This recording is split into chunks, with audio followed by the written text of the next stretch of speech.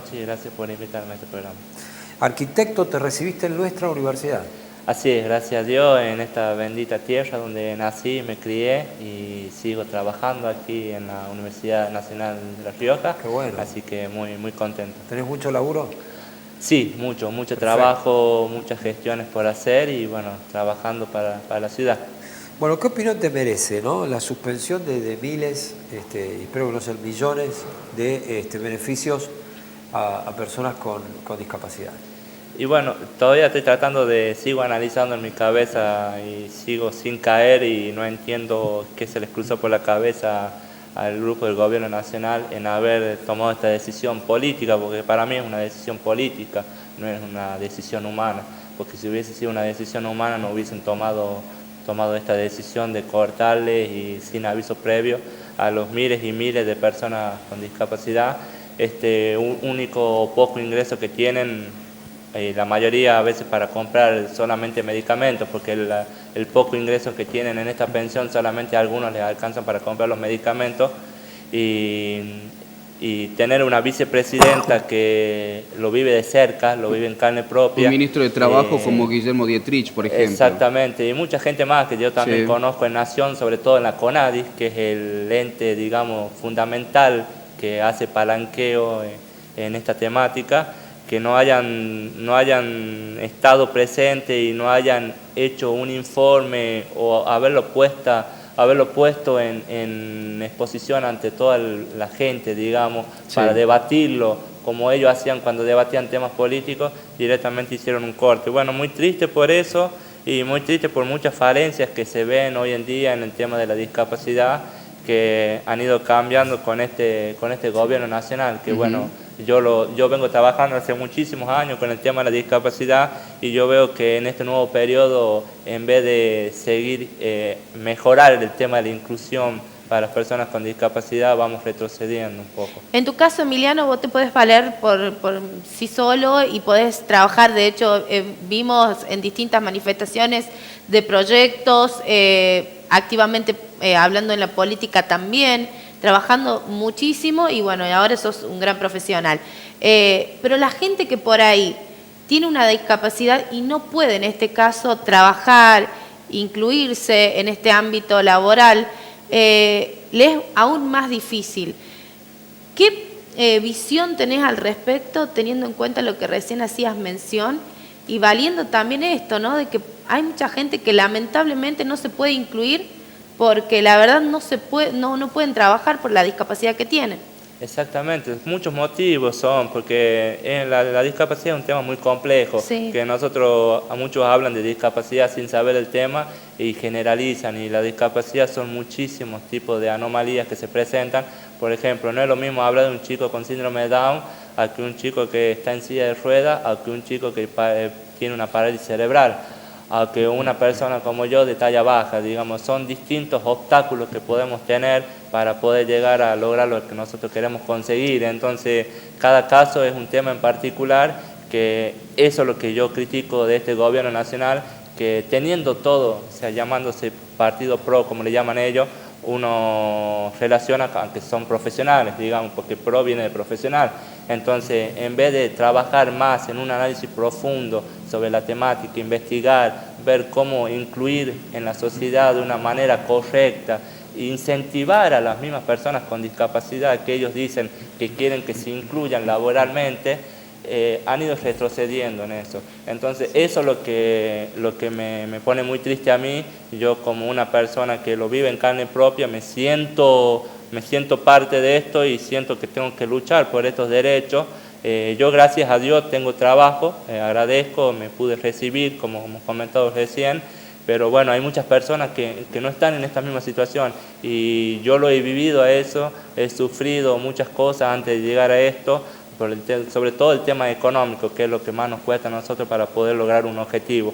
Entonces, me siento parte de esto que está pasando, digamos, y bueno, yo pido por favor que se revea este tema, que la gente que está relacionada en instituciones que trabajen con la discapacidad, que háganse escuchar, digamos, háganse sentir y la gente profesional de este Sí. tema, digamos, que también trabaje y palanque en esto. ¿Creías que podría ser diferente teniendo una vicepresidenta con discapacidad y otros funcionarios también del gabinete? Aclaro, Jorge Triaca, ministro de Trabajo. Sí, que podría esto haber sido diferente, como recién te comentaba, con más apoyo a la persona con discapacidad. Sí, sí, creía que debe ser mucho más diferente y que iba a cambiar de forma rápida y que iba a haber una mejor salida para las personas con discapacidad. Es más, yo hace poco tenía pensado mandarle una carta a la vicepresidenta para comentarle de un proyecto que yo tenía,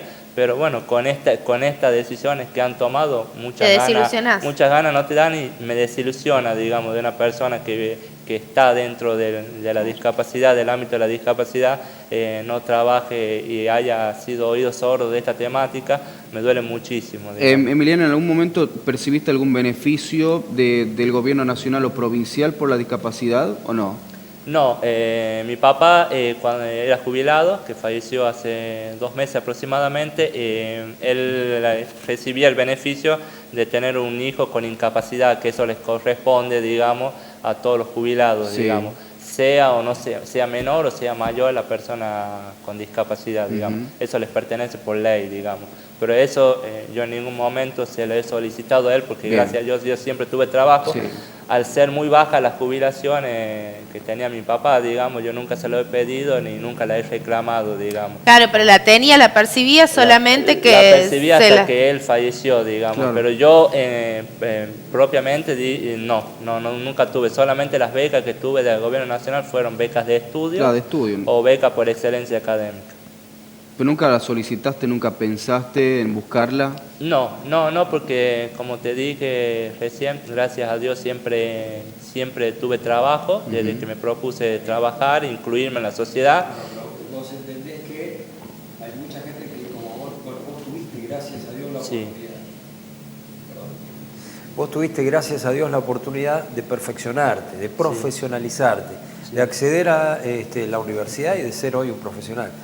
Pero porque tus incapacidades, entre comillas, no te incapacitaron para estudiar, para estar. Pero hay otra gente que sí. Sí. ¿Considerás que el Estado debió proteger a toda esta gente y no darle la espalda como lo está dando ahora? Sí, desde el primer momento tendrían que haberlo protegido y tendrían que haber hecho un trabajo previo a esto y no hacer un acto o una comunicación Claro. tan directa y de golpe la gente cuando va a cobrar enterarse de lo que iba a pasar, digamos, y de que no tenían el sueldo para cobrar el beneficio, digamos.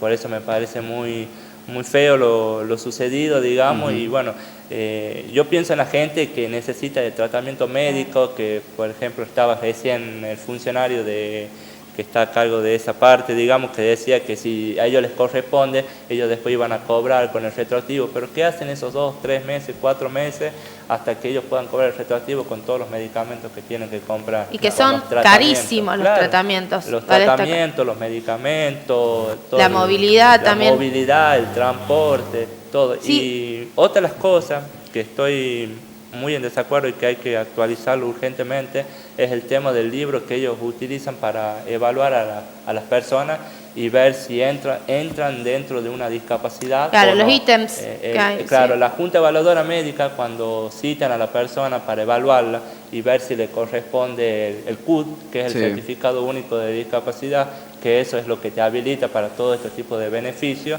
y para el transporte público, para la rehabilitación, todo.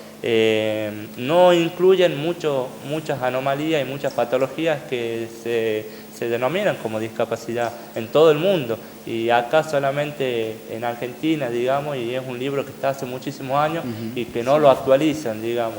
Entonces digo, ¿por qué no trabajar primero en eso y en mejorar el tema de la inclusión y después analizar y ver caso por caso el tema de las pensiones? Claro, entonces dejamos y quede claro que no hay políticas, ni en este gobierno, creo yo, ni en gobiernos anteriores que netamente se cuide eso, ¿no? Políticas para personas con discapacidad, porque vemos quizás en el transporte público, porque lo vemos en las calles deterioradas, porque los vemos que quizás no hay edificios todavía con rampas, las Y eso que calles, la vicepresidenta habló, Gabriela Michetti Claro. habló de un plan, de una programación de Claro. inclusión para personas con Es discapacidad. muy Sí, difícil hace poco, incluir hace si la poco. infraestructura de la ciudad no acompaña. Hay muchas otras medidas paliativas que tampoco se tienen en cuenta y que hoy hay mucha gente que la está necesitando.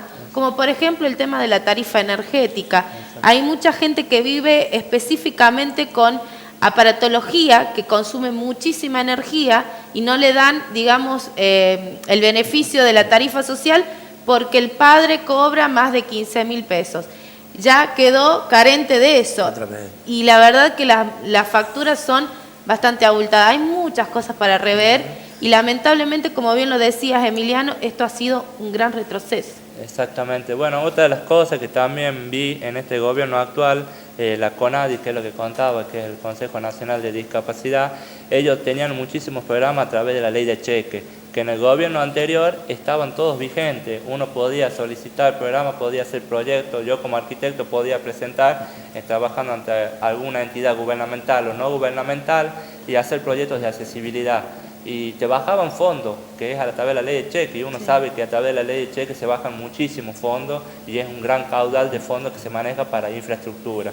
Y a partir de esta nueva gestión, todos esos programas se cortaron. Uno si entra a la página de internet, si ustedes entran a la conadi.gov.ar, creo que es la página, ve en la parte de proyectos a través de la ley de cheque y dice estamos en análisis hace un año y medio. Hace un año y medio que vienen diciendo esta situación y no dan una solución, que eso es uno de los pasos fundamentales para mejorar el tema de la inclusión.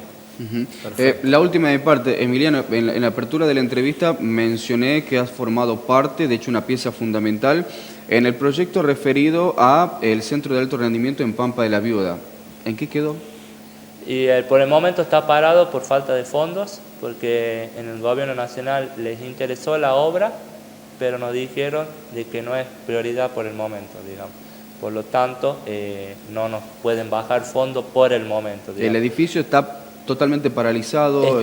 Se avanzó hasta un 20-30%, lo que es el albergue, que es lo que se está construyendo ahora, del total de la obra del albergue, y bueno, se paró hasta ahí porque se dejaron de mandar fondos de nación, porque son todos fondos nacionales, Claro. porque una obra tan grande de esa envergadura requieren sí o sí de fondos nacionales. Y nos dijeron que por el momento es una obra que no tiene prioridad por el momento, que hay otras obras más necesarias, y bueno, esperamos el momento hasta que se reactive todo ese tipo de obras. Emiliano, muchas gracias por haber venido. Gracias a usted. Y felicitaciones, sabemos que sos un gran profesional. Muchas gracias, muy amable y gracias por todo.